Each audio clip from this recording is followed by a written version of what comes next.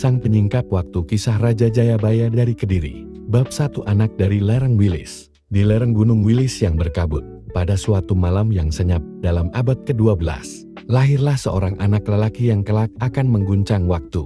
Ia bukan lahir di istana, melainkan di tengah ladang yang berselimut embun. Anak itu dinamai Jayabaya.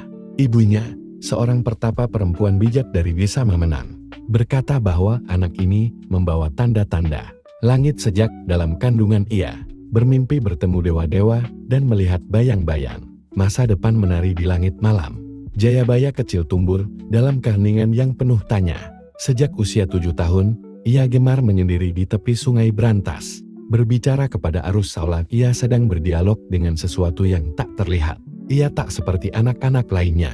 Ia hafal mantra-mantra tua, memahami pergerakan bintang, dan pernah berkata kepada gurunya, suatu hari kelak, tanah ini akan dijajah orang asing berkulit pucat yang datang dari arah utara. Bab 2 Perjalanan menuju tahta. Tatkala Jayabaya menginjak usia 25 tahun, negeri Panjalu yang kelak dikenal sebagai Kediri sedang dalam kekacauan. Raja sebelumnya wafat tanpa pewaris yang kuat, dan banyak bangsawan saling berebut kuasa. Dalam situasi itulah, para pendeta dan tetua kerajaan mengingat satu ramalan kuno bahwa akan datang seorang raja dari rakyat jelata yang bisa menyatukan negeri dan membawa kemakmuran.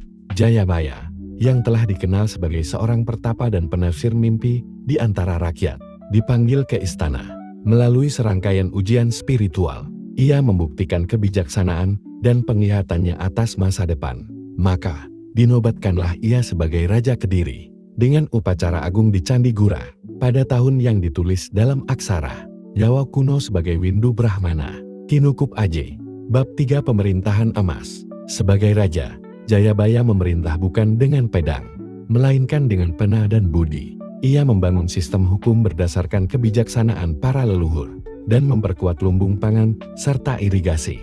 Di bawah kepemimpinannya, Kediri menjadi pusat perdagangan dan kebudayaan. Kitab sastra Jawa, seperti Baratayuda dan Gatot Kaca Seraya, mendapat dukungan penuh darinya.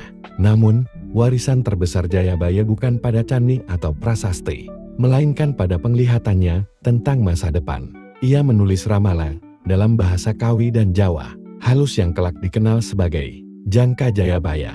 Dalam ramalan itu, ia menyebut datangnya masa kegelapan, penjajahan, dan kebangkitan tanah Jawa setelah dipimpin oleh Ratu Adin dari keturunan Nusantara.